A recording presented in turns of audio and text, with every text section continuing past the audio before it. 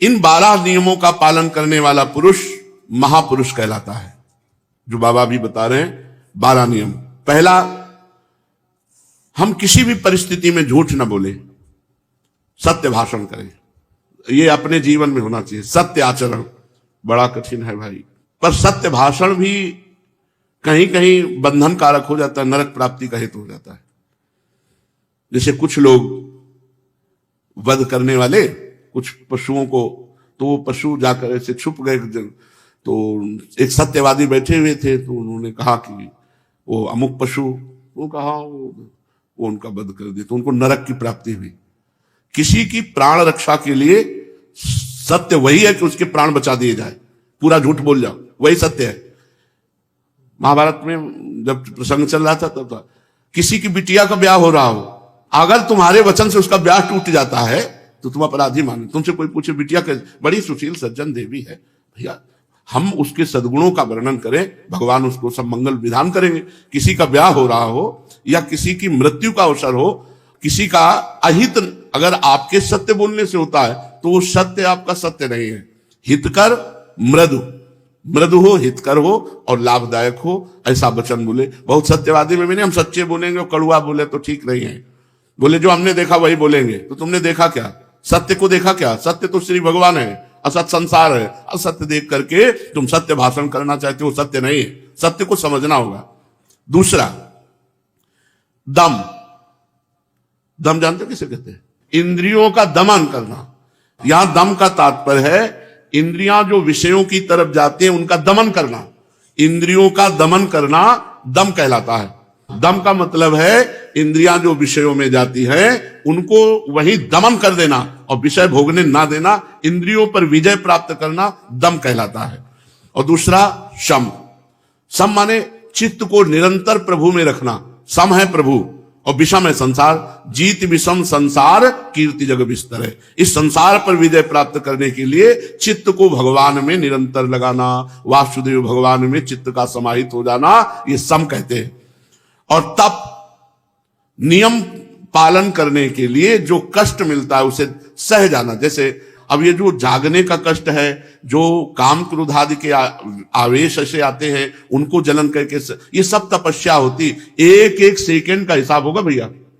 आप जो श्री जी के लिए कष्ट सह रहे हैं अपार सुख मिलेगा, और जो भगवत विमुख होकर के मनमानी आचरण, तो एक एक सेकंड का हिसाब होगा।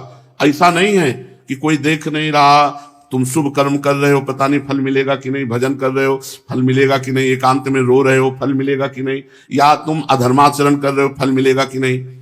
हाँ, ये जरूर है कि कुछ लोगों को ये भ्रम हो जाता है, अभी जैसे वर्तमान में अच्छे कर्म कर रहे हो, वर्तमान में उनको दुख भोगना पड़ रहा है पूर्व कर्मों का, तो उनको लगता है अच्छे कर्मों का फल नहीं मिलेगा। क्या? नहीं मिलेगा, समय आने पर मिलेगा। जो बुरे कर्म करने में बड़े सुखी देखे जाते हैं उनका पुण्य चल रहा है, जहां पुण्य नष्ट हुआ तब उनको इस बुरे कर्म का फल मिलेगा। इसलिए बहुत सावधान रहना है। तप का तात्पर्य है अपने धर्म अपने नियम की रक्षा के लिए जो कष्ट सहना पड़े उसे तपस्या कहते हैं। शौच, शौच का मतलब होता है शरीर की पवित्रता और अंतःकरण की पवित्रता। शरीर की पवित्रता होती है जैसे शौच आदि गए तो रज आदि के द्वारा, स्नान आदि के द्वारा, वस्त्र प्रक्षालन के द्वारा, बड़ा पवित्र रहना चाहिए। साधक को बहुत पवित्र रहना चाहिए। उसका शरीर भी पवित्र होता है, वस्त्र भी पवित्र होते हैं, आचरण भी पवित्र होता है, दृष्टि पवित्र होती है, मन पवित्र होता है, तब परम पवित्र भगवान को प्राप्त कर लेता है। दलित दुराए से भगवान थोड़ी मिलते हैं। और अपवित्रता का फल होता है भगवान में मन न लगना। जितना पवित्र रहेंगे आप देख लो, उतना ही आपका चित्त प्रभु में लगेगा। अपवित्रता से संसार और भोगों का चिंतन बढ़ेगा, पवित्रता से भगवान और शास्त्र संयम में चलना है। बड़ा पवित्रता का प्रभाव है। पवित्र रहना बहुत जरूरी है। शरीर पवित्र, वस्त्र पवित्र, आचरण पवित्र, बहुत जल्दी परम पवित्र भगवान की तरफ चित्त जुड़ता है। संतोष, प्रारब्ध के अनुसार जो कुछ तुम्हें भगवान ने व्यवस्था की उसी में संतोष। गोस्वामी तुलसीदास जी कहे, कमहो कहो या रहानी रहोगो, श्री रघुनाथ कृपालु कृपाते साधु स्वभाव गाहोगो, जथा लाभ संतोष सदा काहू सो कछु न चाहोगो। मेरे प्रभु ने मुझे जैसी परिस्थिति दी है, महलों में रखे चाहे झोपड़ी में बास दे, हमें उसी में राजी रहना चाहिए, हमें संतोष धारण करना चाहिए। बिन संतोष न काम न साही, और अछत काम सुख सपने नहीं। बिना संतोष के कामनाओं का नाश नहीं होता, और बिना कामना उनके नाश के प्रेम या आनंद या तत्व ज्ञान ये नहीं प्राप्त होता। सुख सपने होना ही, कामना वाले पुरुष को सपने में भी जिसे सुख कहते हैं वो नहीं प्राप्त होता। सातवां है लज्जा, अधर्माचरण करने में बिल्कुल संकोच हो जाना। जैसे कोई पाप का कार्य है तो एकदम हृदय में घबराहट हो जाना, भयभीत हो जाना कि अरे नहीं, हम ऐसा नहीं कर सकते, एकदम संकुचित हो जाना, ये भागवतिक लज्जा कही जाती है। उसको असत आचरण, असत भाषण, असत क्रिया, इसमें बड़ा लज्जा लगे, नहीं नहीं ऐसा नहीं कर सकते हम। और जो पापी पुरुष होते हैं निर्लज्ज होते हैं, और जो सतमार्ग में चलने वाले होते हैं लज्जावान होते हैं। आठवां क्षमा, चाहे जितना तुम्हारे प्रति कोई अपराध करे तुम क्षमा कर दो। अपने कर्म जाए अपकारी, उमा क्षमा श्राप होते भारी। यदि आप क्षमा कर देते हैं तो आपका सतमार्ग बढ़ जाएगा, उसको दंड मिलेगा। अगर आपने दंड दे दिया तो फिर आपका सतमार्ग लड़खड़ा जाएगा और उसको कोई दंड नहीं मिलेगा। और यदि आप मौन हो गए और क्षमा कर दिया तो सुधार उधर शुरू हो जाएगा, भगवान उसका सुधार कर देंगे, अपने आप सुधार कर देंगे। उमा क्षमा साप उते भारी। उपासक को क्षमा धारण कर, बलवान वही है जो क्षमा धारण करता है, लेकिन है बहुत कठिन क्षमा धारण करना। बातचीत करना अलग है, क्षमा के विषय की व्याख्या करना अलग है, लेकिन क्षमा करना ऐसे होना चाहिए जैसे अपने से अपराध बन जाए तो आप कैसे क्षमा कर देते हैं, कोई प्रायश्चित नहीं, कोई दंड नहीं, कोई निंदा नहीं, बिल्कुल गुपचुप।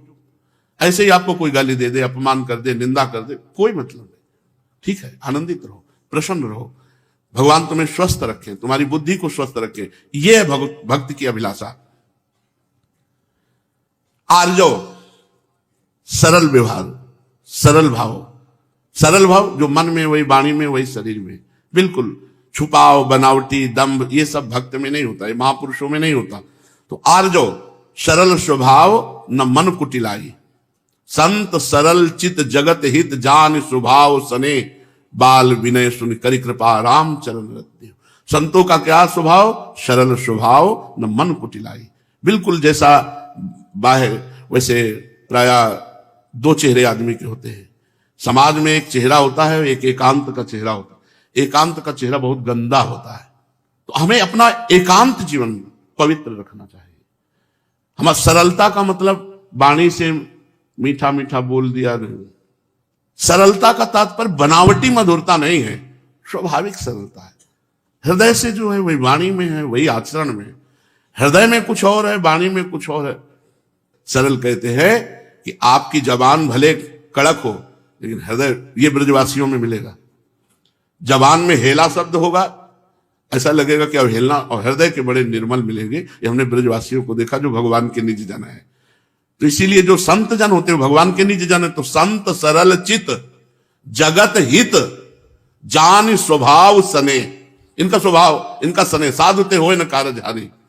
वो महापुरुष है जिसके हृदय में आर्जव है। आर्जव शास्त्रीय शब्द है, उसका अर्थ है सरलता, छल कपट रहित हृदय, छल कपट रहित आचरण, छल कपट रहित वाणी। दसवां है ज्ञान। ज्ञान का तात्पर्य है सत और असत का निर्णय। सत क्या है, श्री भगवान, शास्त्र, संत जनों के वाक्य, संत जनों का उपदेश। असत क्या है, जितना गो गोचर जहां लघु मनु जाई, सो सब माया जानो भाई। इसलिए ज्ञान बना रहना चाहिए कि असत में व्यवहार तो कर रहे हैं लेकिन सत्य की प्राप्ति के लिए, असत्य की प्राप्ति के लिए नहीं। असत्य में व्यवहार चल रहा है लेकिन सत्य प्राप्ति के लिए, भगवत चिंतन करते हुए भगवत प्राप्ति के लिए। तो इसे ज्ञान कहते हैं।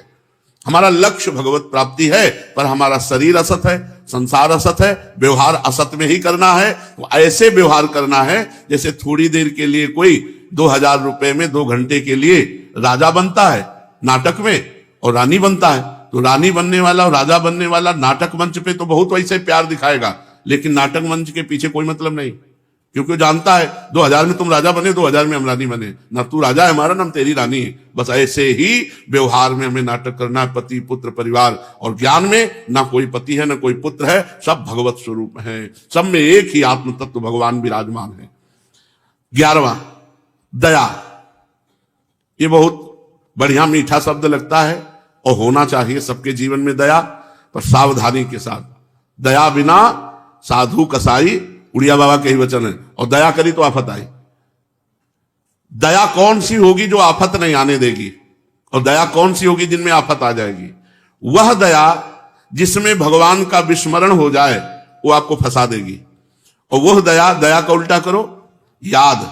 वह दया जो भगवान की याद में तन्मय कर दे वो कभी तुम्हें फंसाएगी नहीं। मृग पर दया करके उठा लिया धारा से भरत जी ने, और इतना तन्मय हो गए कि भगवान की याद भूल गई तो हिरण बनना पड़ा। दया ने फंसा दिया। दया बिना साधु कसाई, और दया करी तो आफत आई। इसलिए दया वही सिद्ध जो भगवत स्मरण में हमें बनाए रखे, भगवत स्मरण विमुख कर दे वो दया फंसा देगी। ध्यान।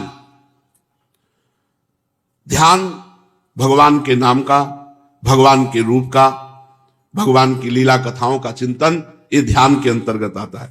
ये 12 लक्षण जिनमें होंगे वो पुरुष नहीं, वो महापुरुष है। चाहे स्त्री शरीर हो चाहे पुरुष शरीर हो। पहला सत्य आचरण, सत्य भाषण। दूसरा दम अर्थात इंद्रियों पर विजय। सम अर्थात निरंतर चित्त का शांत भाव से इष्ट में लगे रहना। तप अपने नियम धर्म के पालन में जो कष्ट है उसे सहना। शौच बाहर भीतर की पवित्रता। संतोष प्रारब्ध के अनुसार भगवत विधान से जो हो रहा है उसी में हम राजी। लज्जा अधर्माचरण करने में भारी संकोच, बिल्कुल अधर्माचरण हम कर ही नहीं सकते, ऐसी लज्जा। क्षमा जो हमको गाली दे, अपमान दे, नाना प्रकार का दुख दे, उसके लिए भी हम मंगल मनाएं और क्षमा करें। हम उसको दंड देने की बात ना मन से सोचे ना शरीर से। आर्जव सरल स्वभाव, किसी से छल कपट का बर्ताव नहीं। ज्ञान प्रत्येक कर्म को, व्यवहार को भागवतिक बनाना, उद्देश्य भगवत रखना, ये सब नाशवान है, ऐसा ध्यान रहना। और दया यथाशक्ति दूसरों को सुख पहुंचाना, पर भगवत स्मरण परायण बनकर।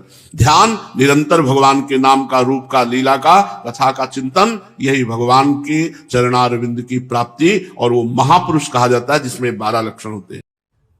कोई दूसरों को अपने कमाए हुए धन से सुख पहुंचाना, जैसे बीमार पड़ा हुआ कोई सेवा करने वाला नहीं, करो, भगवान प्रसन्न हो जाएंगे। 1 का लाख देंगे, मान लेना हमारी बात। लोग कहते हैं कि मैं कैसे धनी बन जाऊं, कि हम उपाय बताते हैं आपको।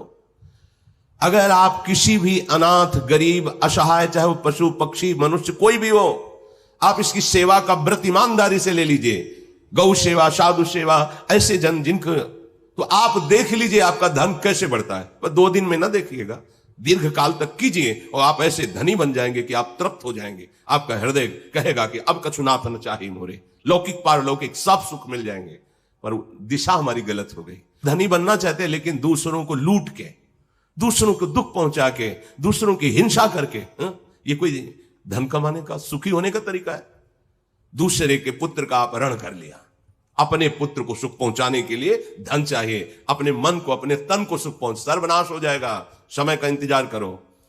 बार बार कह रहे हैं कि हमारे मालिक का बहुत बड़ा ऑफिस है, इसमें थोड़ा रजिस्टर मुकदमा लंबा चलता है, और जिस दिन फाइनल पे आएगा तो फिर ब्रह्मा भी नहीं बचा सकते तुमको। इसलिए कुछ अज्ञानी जन जैसे पापाचरण कर रहे हैं, अपराध कर रहे हैं, तो कुछ परिणाम तो समझ में आ नहीं रहा तत्काल। उनको लगा कुछ नहीं हुआ ना, कुछ नहीं हुआ, वो हिसाब बढ़ रहा है मैं ब्याज सहित। और जिस दिन लागू होगा, तो जैसे सालों से जेल में बंद है, फिर 10 दिन पहले सूचना हुई कि सुनो 10 तारीख को 12 बजे तुम्हें फांसी दी जाएगी। अब हर मिनट फांसी लग रही उसकी, हर मिनट। उसको पता नहीं था, पर जब फाइनल आया कि 10 दिन बाद तुम्हें इतने बजे फांसी दी जाएगी, और हर मिनट फांसी लग रही उसको। फांसी का कष्ट तो एक बार, लेकिन उतने समय में उसको जो कष्ट हो रहा है, ये तो हुआ यहां का कानून। लेकिन पूरा हिसाब नहीं हुआ, पूरा हिसाब होगा बड़ी बड़ी ऑफिस में, वहां से फाइनल। इसको भी काटा जाएगा कि आप इतने वहां भोग चुके, अब आइए यहां पवित्र होइए। बहुत सावधान, ये मत सोचो कोई तुम्हें देख नहीं रहा है, कलिकाल है सब चलेगा, नहीं चलेगा। समय आने दो, समय, फिर तुम देखना। काल बहुत बलवान है, इसलिए ऐसा विचार मत करो तुम कि कोई दंडदाता नहीं, अरे कुछ नहीं, सब नाटक है, ऐसा मत मानो। क्योंकि जब आपको परिणाम आएगा तब आप भले पवित्र आचरण करने वाले हो, उस समय क्षमा नहीं होगा, ध्यान रखना। तभी अपने लोग देख नहीं पाते, तो लगता है ये बेचारा अभी तो बच्चा ही था, ऐसा कौन सा इसने पाप किया, भगवान के यहां न्याय नहीं है, ऐसा बोलने लगते हैं। तुम तो देख रहे हो बच्चा, लेकिन वो तो देख रहे ना कि बहुत पुरातन है, पोशाक नहीं पहरा दी है, लेकिन अब आ गया है समय उसको दंड देने। तो शुरू हो गया दंड विधान। अब चाहे गर्भस्थ हो, चाहे बाहर हो, चाहे जवान हो, चाहे बूढ़ा हो, जिस समय हमारे भागवती कानून के हिसाब से दंड प्रारंभ होगा तो कोई औषधि काम नहीं करेगी, सामने से कोई अनुष्ठान काम नहीं करेगा। हाँ, उससे बड़ा अनुष्ठान हो जाए तो भले उस प्रारब्ध को रोक दे। हम धनी बनना चाहें, सच्ची बात कहते हैं, लौकिक पारलौकिक दोनों धन, इह परलोक सकल सुख पावत, मेरी सुभैया कृष्ण गुण संचु। राधा राधा बोलते हुए दूसरों को सुख पहुंचाने के बाद पक्का पक्का आप हर तरह से सुखी हो जाएंगे, पर मानने के लिए तैयार नहीं ना। अगर आप इस बात को समझ पाए, नथियाबाई जी जब वृंदावन आई तो मांग करके मधुकरी उदर पोषण करती। फिर उनके मन में आया कि मैं क्या साधु सेवा कर सकती हूं, मेरे द्वारा तो और कुछ हो नहीं सकता, तो अब मैं अपने पेट के लिए न मांगकर संतों के लिए मांगू। तो फिर चून थोड़ा मांग लाती और उपला बिन लेती जो गायों के पड़े होते, और उससे रोटी बनाती, और किसी एक संत, बाबा आ भिक्षा पाले, बैठा करके जो भी नमक पड़े, मोटी मोटी लाल लाल रोटी सेक करके, ऐसे बड़ा संतों का भजन बढ़ने लगा। क्योंकि निष्काम भावना से पवित्र अन्न भिक्षान्न 2 आने लगे, 4 आने लगे। अब वो सुबह झोली उठा लेती, गांव से जाकर चून मांग के लाती, कंडा लकड़ी करते। जब संत आ जाते, भैया भूख लगी, हाँ बाबा बैठो, अभी तुरंत, उस समय गैस नहीं, चूल्हा जलाती, रोटी सेकती, पवन। धीरे धीरे गाड़ी में अन्न आने लगा, गाड़ियों में लकड़ी इकट्ठा होने लगी, सैकड़ों संत पाने लगे। तो एक दिन वो अन्न ला रही थी गाड़ी में, वर्षा का स्वरूप प्रकट। अब वो 2-3 बोरे जो अन्न रखा हो, वर्षा होती, पूरा गीला हो जाता आटा और लकड़ी। संतों की सेवा कहते होती। तो एक लालटीन लिए, एक छोटा छाता लिए और एक बड़ा छाता लिए। एक 12-14 वर्ष का, मैया ये छाता तू लगा ले, बैलगाड़ी में रखे हुए थे, और मैं रास्ता देखा। तुमका लाला अंधेरा हो गया, तू हम तुम्हें जानते हैं, तुम हमें नहीं जानती, हम रोज देखते हैं तुम्हें, आओ तुम हमारे साथ आओ। इतने नटवर है कि जल्दी कोई जान नहीं पाता। बाद में पता चल जाता है कि आप ही थे, पर वर्तमान में नहीं पता चलने देते। मैया बार बार सोचती थी कि ये लाला इतना प्रेम क्यों करता है, एक छाता हमारे पास ले।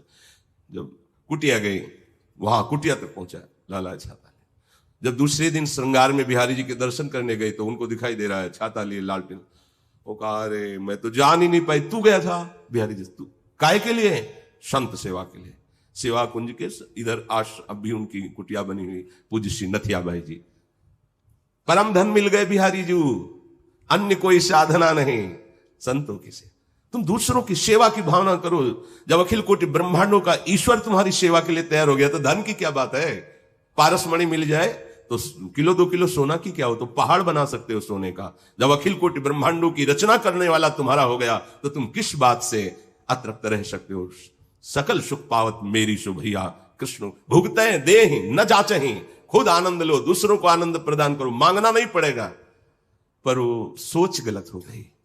सोच हो गई कि दूसरे को मारकर, दूसरे को लूट कर, दूसरे को कष्ट देकर भाई कभी नहीं सुखी हो सकते।